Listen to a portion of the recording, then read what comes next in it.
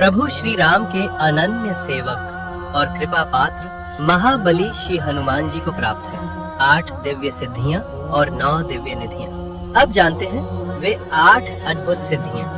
अनिमा, बहुत छोटा हो जाना। हनुमान जी ने इस सिद्धि का प्रयोग लंका का निरीक्षण करते समय किया। महिमा, बहुत बड़ा हो जाना।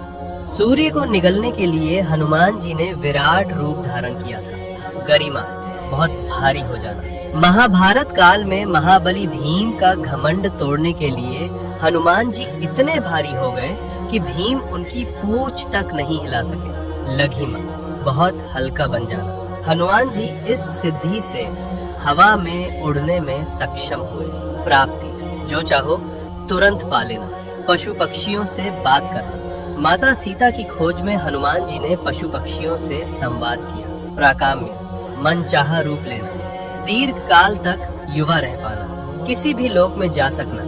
हनुमान जी पाताल लोक तक गए और अहिरावण से प्रभु श्री राम और लक्ष्मण जी को मुक्त कराया। ईशित, सब पर प्रभाव और प्रकृति पर नियंत्रण। वानर सेना का संचालन, रणनीति और युद्ध नीति, सब कुछ इसी सिद्धि से संभव हुआ। वशित्व, किसी को भी वश में कर पाना। इंद्रियों पर पूर्ण नियंत्रण, इसी सिद्धि के प्रभाव से हनुमान जी का अपनी इंद्रियों पर पूर्ण नियंत्रण हुआ। हनुमान जी एक साथ कई सिद्धियों का प्रयोग भी कर सकते हैं। हनुमान जी ने लंका दहन के समय और संजीवनी बूटी के लिए पूरा पर्वत उठाया और आकाश मार्ग से उड़े, तो उस क्षण उन्होंने एक साथ महिमा, लघिमा और गरिमा, इन तीनों सिद्धियों का अद्भुत संगम से किया। अब जानते हैं नव निधियां, जो हनुमान जी की कृपा से प्राप्त होती हैं। पद्म निधि, जिससे भक्त को प्राप्त होता है धन,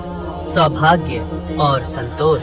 महापद्म निधि, जिससे भक्त को प्राप्त होता है स्थायित्व और दीर्घकालिक सफलता। शंख निधि, जिससे भक्त को प्राप्त होती है कीर्ति, यश और विजय। मकर निधि, जिससे भक्त को प्राप्त होते हैं आंतरिक रत्न और आकर्षण। कच्छप निधि, जिससे भक्त को प्राप्त होता है धैर्य और आत्मबल। कुंदा निधि, जिससे भक्त को प्राप्त होती है शांति और पवित्रता। नील निधि, जिससे भक्त को प्राप्त होती है तेजस्विता और दिव्य आभा। मुकुंदा निधि, जिससे भक्त को प्राप्त होता है मोक्ष और आत्मानंद। खर्व निधि, जिससे भक्त को प्राप्त होता है अंतर्ज्ञान और गूढ़ शक्ति। जो समर्पण भाव से महाबली हनुमान जी की शरण में आता है, उसे अष्ट सिद्धियां और नव निधियों का वरदान प्राप्त होता है।